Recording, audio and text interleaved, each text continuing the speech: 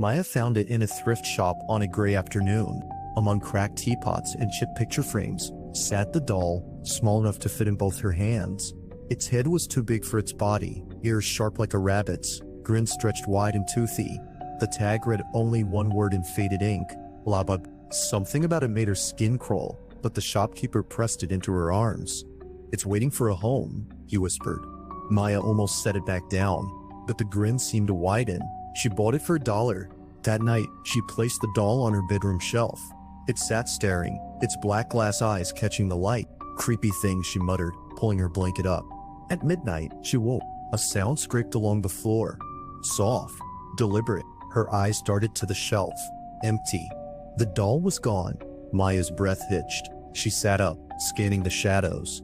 The moonlight fell across the rug, and there it was, the doll standing by her bed, its grin wider than before. She froze. The doll tilted its head, as if studying her. Then, in a voice like a child whispering through broken glass, it said, "Play with me." Maya screamed. Her parents came running, lights flooding the room. The doll was back on the shelf, grinning as always. "Bad dream," her mother said, smoothing her hair. "Too many scary videos." But Maya didn't sleep. She watched the shelf until dawn. The doll never moved again. Days passed.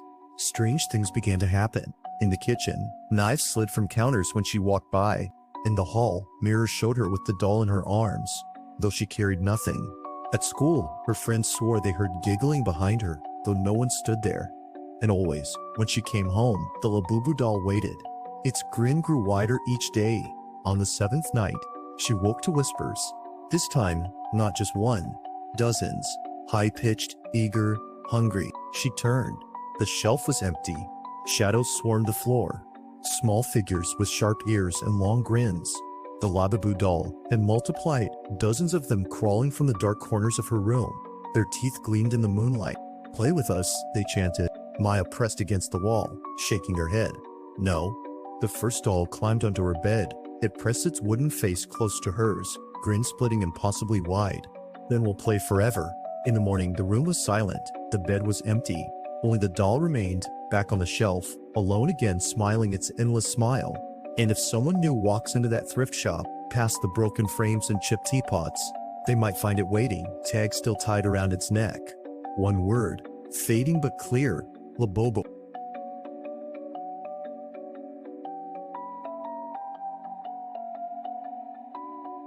There are things that sit in secondhand shops, dusty and patient, like they know time better than you ever will. That's where Emma found the Labubu doll. She had gone in for a sweater, something woolly for October's bite, and instead her hand brushed a small figure slouched against a cracked porcelain lamp. It was no ordinary toy. Its ears were too sharp, its grin too wide, teeth painted in a white too bright for comfort. The tag looped around its wrist held one word, in ink that looked older than the paper itself, Labubu. The shopkeeper gave her a look, half warning, half relief, as she placed the dollar on the counter. He didn't even bag it. He only said, soft, "It'll follow you once it knows your name." That night, Emma set the doll on her desk. She laughed at herself for shivering, for pulling her blanket higher, for glancing at it too many times before sleep. But at midnight, something woke her. The scrape of wood on floorboards. Emma's eyes shot to the desk. The doll was gone. Her breath fogged in the cold air. She turned, slowly. It stood at the foot of her bed, grinning. Always grinning. "Play with me," it whispered, in a voice not quite child, not quite human. Emma tried to scream, but the sound died in her throat. She blinked, and the doll was back on the desk, still and harmless as ever. Her mother found her trembling in the morning, feverish with fear. "Bad dream," she said, patting her cheek. "That's all." But Emma knew better. The days crawled forward, but the doll did not stay still. She found it in the hallway, facing the mirror. She found it on the kitchen counter, knife beside its hand. She found it on her pillow one morning, so close that its painted teeth seemed wet. And each night, as October deepened, she woke to whispers. Not one voice now, but many, high-pitched, eager, echoing. By the 7th night, she could hear them even before she slept. "Play with us." She tried to burn it. The fire went out. She tried to bury it. By morning it was back, sitting on her desk, soot still clinging to its ears. She tried to throw it in the river. That night, her sheets were damp, the smell of algae rising from the fabric. The doll never left.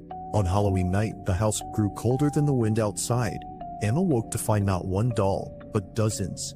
Tiny figures stepping from shadow to shadow, grins wide, eyes glittering. They crawled across the floor, climbed the walls, pressed against the ceiling like a swarm of sharp-eared bats. Emma screamed, finally, at last, until her throat bled raw. But the dolls only laughed, high and thin. Forever play. The next morning, her parents found the bed empty. The sheets were folded, neat as a coffin's lining, and on the desk sat the Labubu doll, alone again, smiling its eternal smile. The tag dangled from its wrist, the ink darker now, wetter, as though freshly written. One word, Emma.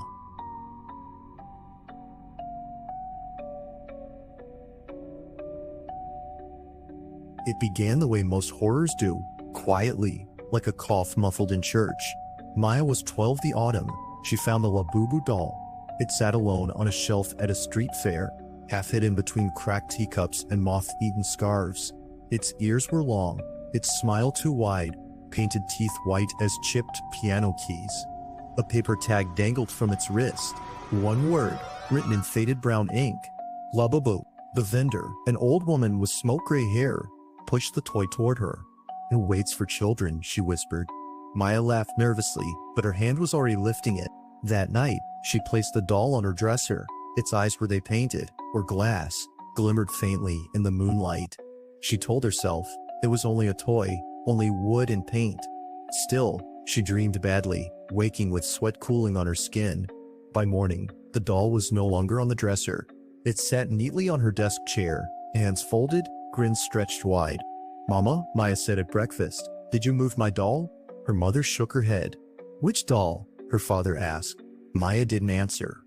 Somehow, she knew they wouldn't see it, not as she did. Each day after, the doll shifted. At the foot of her bed, beside the bathroom sink, once perched on the stair railing, tilting as though about to leap. And always when the house grew still, she heard it, a whisper, thin as thread. "Play with me." Maya tried to hide it. She shoved it deep into the back of her closet. Yet in the morning it lay beside her pillow, grin pressed inches from her cheek. She threw it in the trash. That night she woke to the sound of the lid creaking open outside her window. By dawn the doll was back on her dresser, damp with dew. She told her parents again, pleading this time, but they only smiled, distracted, as though her words slipped through them like smoke. Halloween came with brittle leaves skittering across the street. Maya swore she would end it that night. She carried the doll to the old fire pit behind the house and struck a match. The flame caught, bright and angry. She tossed it in. The doll did not burn. Instead, the fire went out. In the silence that followed, Maya heard them other voices. Dozens. High, thin, eager. From the trees, from the shadows, from beneath the earth itself. "Play with us?" She ran, heart pounding, but when she burst through the back door, the house was no longer her house. Every chair, every table, every corner crowded with Labubu dolls. Their grins gleamed in the dark. Their little painted hands twitched. The first one spoke again, voice bright as a child's and sharp as broken glass. "You are ours now." In the morning, her parents found the kitchen strangely quiet, the back door ajar. No Maya. Only a single Labubu doll sitting on the counter, smiling, its tag newly inked. Maya. It was October, the kind of October that smelled of burnt leaves and old candy wrappers. When Annie first saw the doll, it waited for her at the back of Mr. Keen's junk shop, perched among cracked mirrors and rusting bird cages, as though it had been waiting all these years for her and her alone. The doll's ears were too sharp, its grin too wide, its teeth painted in gleaming strokes, seemed wet. A tag dangled from its wrist, ink faded to brown. "Labubu, don't," Mr. Keen said when she reached for it. His voice was dry paper, tearing. "Why not?" Annie asked. "It remembers," he whispered. Then he turned away, as though ashamed to have spoken at all. Annie, being 12 and curious, did what any 12-year-old might do. She bought it anyway. That night, she placed the doll on her dresser. Its wide grin gleamed in the moonlight, though Annie told herself that was only imagination. Still, her dreams were restless. She woke to a creak on the floorboards, hard hammering. The doll was no longer on the dresser. It sat on her desk chair, facing her bed, grinning. At breakfast, Annie asked, "Mama, did you move my doll?" Her mother shook her head, busy buttering toast. "What doll?" her father asked, glancing at the paper. The Labubu Doll. But when she said the name, both parents blinked as if they hadn't heard her at all. Each night it moved, beside the bathroom sink, at the top of the stairs, once on the kitchen table, knife laid neatly beside its tiny hand. And each night Annie heard it, a whisper threaded through the dark. "Play with me." She tried to bury it under clothes, deep in the closet. By morning, it lay curled against her pillow.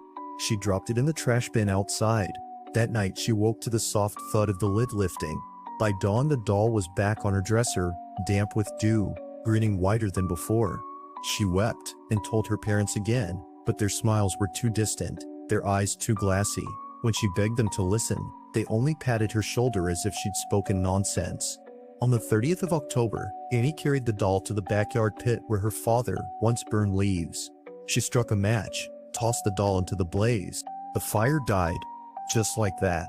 And in the cold silence that followed, Annie heard laughter, not one voice, but many. High and eager, like children giggling in an attic. "Play with us." Halloween night came, the wind was sharp, pumpkins sagging on porches. Annie lay awake, listening to her own breath. When she felt the shift in the air, she opened her eyes. The room was crowded, dozens of them. Labubu dolls stood in the moonlight, their painted grins bright, their little hands twitching. They climbed the walls, pressed against the ceiling, their whispers overlapping. "Forever play, forever."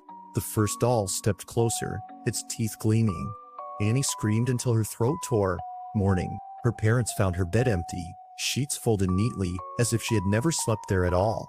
Only the Labubu doll remained, sitting patiently on the pillow, its grin sharper than before, its tag inked fresh and dark, as though written that very night. Annie.